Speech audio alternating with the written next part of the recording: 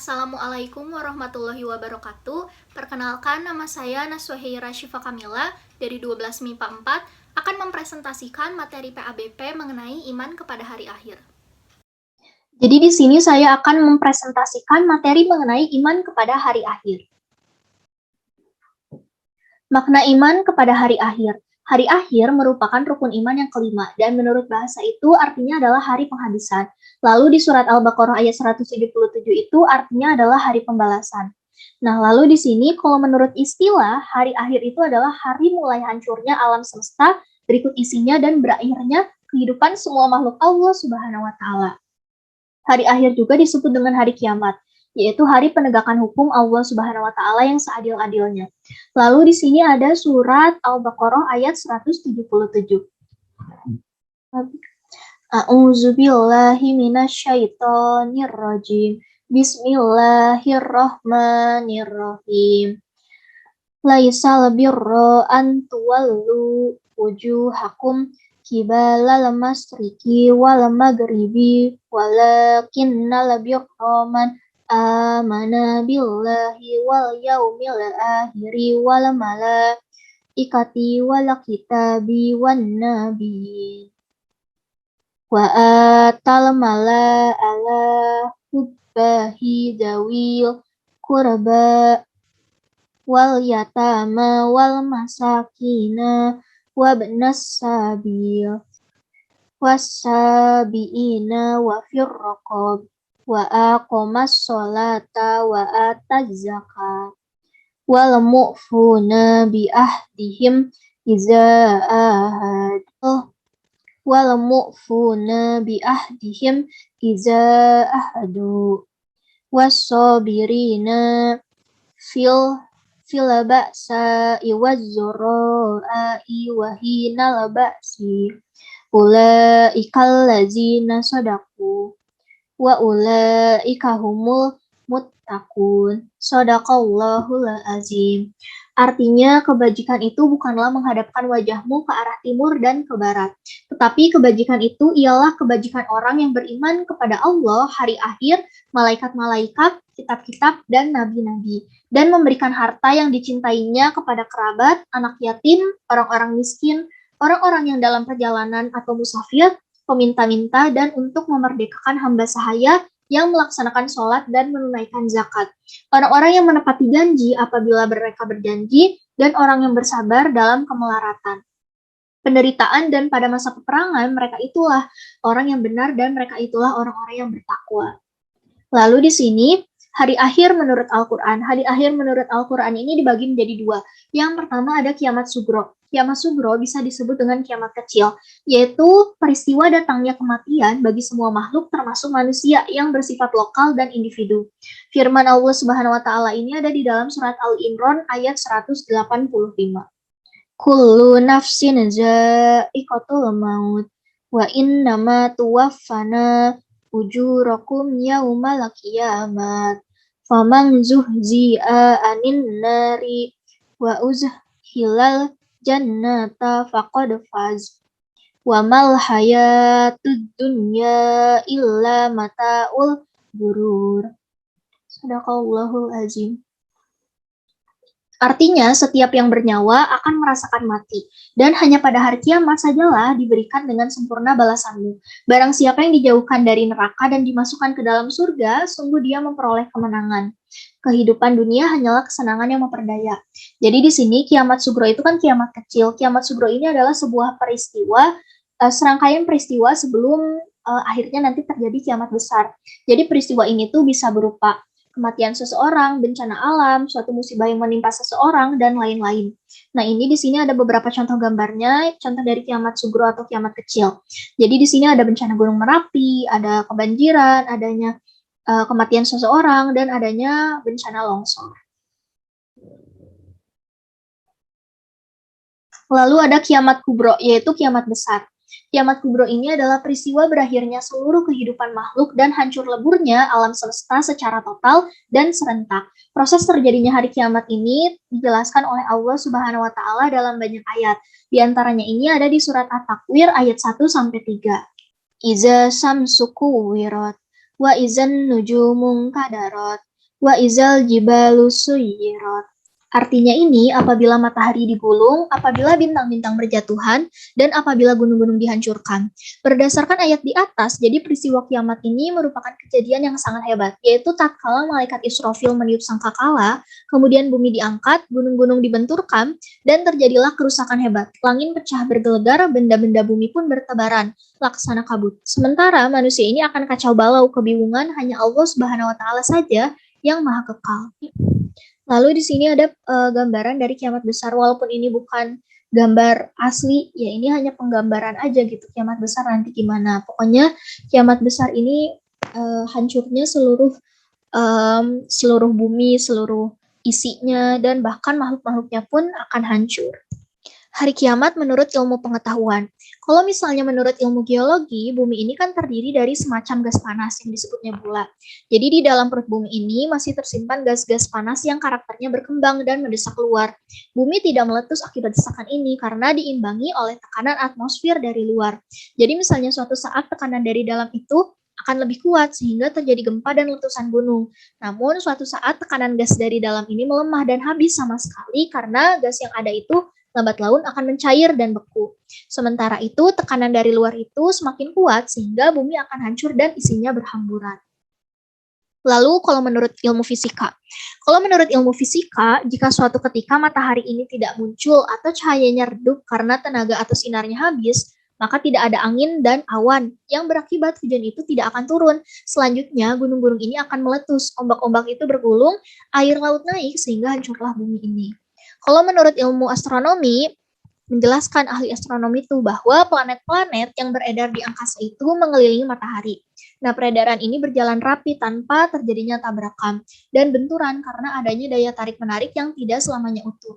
Jadi daya itu tuh semakin lama itu maka akan semakin habis. Bisa kita bayangkan seandainya suatu saat nanti keseimbangan itu tidak ada lagi, bumi ini akan meluncur dengan kekuatan yang maha dahsyat menubruk matahari. Dengan demikian hancurlah bumi ini.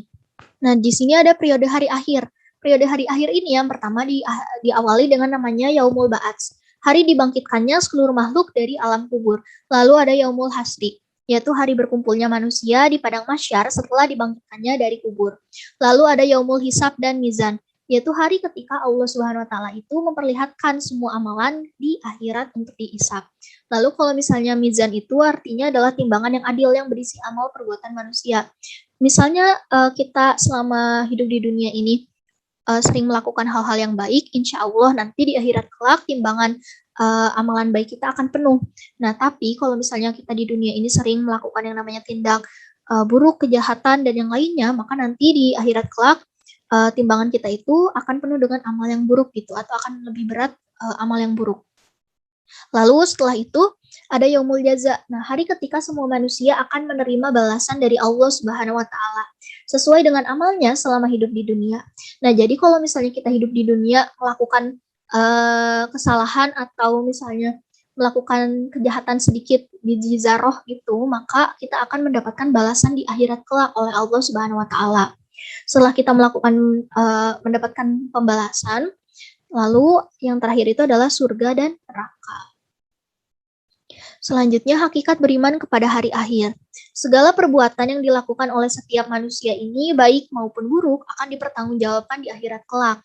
Oleh sebab itu, keimanan kepada hari akhir ini hendaknya kita jadikan landasan utama untuk menyadarkan diri agar selalu taat kepada ajaran Allah Subhanahu wa Ta'ala. Banyak ayat dan hadis yang memerintahkan kita agar kita itu meyakini datangnya hari akhir. Di antaranya ada di firman Allah Subhanahu wa Ta'ala di surat Al-Baqarah ayat 4. Yaitu artinya, dan mereka yang beriman kepada Al-Quran yang diturunkan kepadamu Muhammad dan kitab-kitab yang telah diturunkan sebelum engkau, dan mereka yakin akan adanya akhirat. Lalu kemudian dalam percakapan Rasulullah SAW dengan malaikat Jibril tentang iman, Islam, dan ihsan, beliau ini bersabda, ketika ditanya tentang artinya itu, kamu beriman kepada Allah, malaikat-malaikatnya, kitab-kitabnya, para rasulnya, hari akhir, dan takdir baik dan buruk. Hadis riwayat Muslim. Dalam ayat di atas ditegaskan bahwa meyakini adanya hari akhir ini merupakan salah satu ciri orang yang beriman. Adapun dalam penggalan hadis di atas, Rasulullah SAW ini menyebutkan bahwa hari akhir ini sebagai salah satu perkara yang wajib diyakini, yang kemudian disebutnya rukun iman. Iman kepada hari akhir berarti percaya dengan penuh keyakinan bahwa kehidupan yang kekal ini hanyalah di akhirat. Hikmah beriman kepada hari akhir. Jadi di sini hikmahnya itu tuh membuat diri kita menjauhi atau menghindari niat-niat yang buruk dan menjalankan kegiatan-kegiatan yang positif atau baik sesuai dengan amalan yang ada di dalam Al-Quran.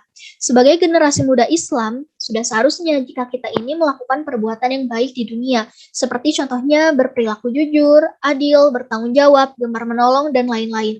Karena dengan begitu akan menumbuhkan kesadaran kepada diri kita bahwa semua perbuatan yang kita kerjakan selama di dunia ini akan dipertanggungjawabkan di hadapan Allah Subhanahu wa taala di akhirat kelak. Maka dari itu, selama perbuatan dan perkataan kita ini harus sesuai dengan ajaran-ajaran agama Islam. Dan janganlah lupa kita agar terus untuk beribadah dan mendekatkan diri kepada Allah Subhanahu wa taala. Karena hanya Allah lah yang dapat mengampuni dan memaafkan kita semua dari kesalahan yang telah kita perbuat selama kita di dunia. Jadi, selama kita hidup di dunia ini, kita harus bisa memanfaatkan waktu dengan sebaik mungkin. Jangan menghabiskan waktu untuk melakukan hal-hal yang tidak berguna atau hal-hal yang tidak bermanfaat untuk kita. Lebih baik kita menghabiskan waktu atau memanfaatkan waktu dengan sebaiknya dengan beribadah atau melakukan hal-hal yang baik, agar nanti di akhirat kelak kita ini bisa memiliki amalan yang baik dan juga kita bisa ditolong oleh Allah Subhanahu wa taala di akhirat nanti. Dalil mengenai hari kiamat. Jadi yang pertama itu ada di surat Al-Mumtahanah ayat 3. Artinya kaum kerabatmu dan anak-anakmu tidak akan bermanfaat bagimu pada hari kiamat. Dia akan memisahkan antara kamu dan Allah Maha melihat apa yang kamu kerjakan. Surat Al-Anbiya ayat 97. Artinya, dan apabila janji yang benar, hari berbangkit telah dekat, maka tiba-tiba mata orang-orang yang kafir ini terbelalak. Mereka berkata, alangkah celakanya kami benar-benar lengah tentang ini, bahkan kami benar-benar orang yang zalim. Nah, makanya selama kita hidup di dunia, kita harus bisa berbuat baik kepada sesama. Kita harus memanfaatkan waktu dengan sebaiknya. Karena kalau misalnya kita berbuat buruk selama di dunia dan tidak memanfaatkan waktu sebaik mungkin, kita akan merasakan yang namanya menyesal di akhirat nanti. Tuh. Lalu ada surat Al-Mujadalah ayat 6. Artinya, pada hari itu mereka semuanya dibangkitkan Allah, lalu diberitakannya kepada mereka apa yang telah mereka kerjakan. Allah menghitungnya semua amal perbuatan itu, meskipun mereka telah melupakannya. Dan Allah Maha menyaksikan segala sesuatu. Lalu di surat Al-Kahfi ayat 47. Dan ingatlah pada hari ketika kami perjalankan gunung-gunung dan engkau akan melihat bumi itu rata. Dan kami kumpulkan mereka seluruh manusia dan tidak kami tinggalkan seorang pun dari mereka. Surat An-Nur ayat 24. Pada hari ketika lidah, tangan, dan kaki mereka menjadi saksi atas mereka terhadap apa yang dahulu mereka kerjakan. Lalu hadis riwayat Bukhari nomor 6585. Artinya dari Az-Zuhri Said bin Al-Musayyab mengatakan, telah mengabarkan kepadaku Abu Hurairah bahwasanya Rasulullah Shallallahu alaihi wasallam bersabda, hari kiamat tidak akan tiba hingga api keluar dari tanah Hajaz yang bisa menyinari tengkuk unta Busra. Lalu hadis riwayat Bukhari nomor 79. Artinya dari Anas bin Malik berkata, Rasulullah Shallallahu alaihi wasallam bersabda, sesungguhnya di antara tanda-tanda kiamat adalah sedikitnya ilmu dan merebaknya kebodohan. Perzinahan secara terang-terangan banyak terjadi, jumlah perempuan yang lebih banyak dan sedikitnya laki-laki. Sampai-sampai perbandingan 50 perempuan ini sama dengan 1 orang laki-laki. Lalu hadis riwayat Muslim nomor 148 syarah Syahih Muslim. Artinya dari Anas bahwa Rasulullah Shallallahu alaihi wasallam bersabda, kiamat tidak akan terjadi hingga di bumi tidak diucapkan Allah Allah. Hadis riwayat Bukhari nomor 7061 Fathul Bari. Artinya dari Abu Hurairah dari Nabi Shallallahu alaihi wasallam bersabda tentang tanda-tanda kiamat. Zaman terasa ringkas, amal soleh berkurang, kebahilan merajalela, fitnah maksiat dinyatakan secara terang-terangan, dan banyak al-haraj. Al-haraj yaitu para sahabat bertanya, ya Rasulullah, apa maksud istilah dari al-haraj? Nabi menjawab, pembunuhan-pembunuhan. Lalu ada surat Al-Mu'min ayat 17. Artinya, dan sungguh kami telah menciptakan 7 lapis langit di atas kamu dan kami tidak lengah terhadap ciptaan kami. Cukup sekian dari materi yang telah saya jelaskan tadi. Mohon maaf bila ada kesalahan kata dan perbuatan. Wassalamualaikum warahmatullahi wabarakatuh.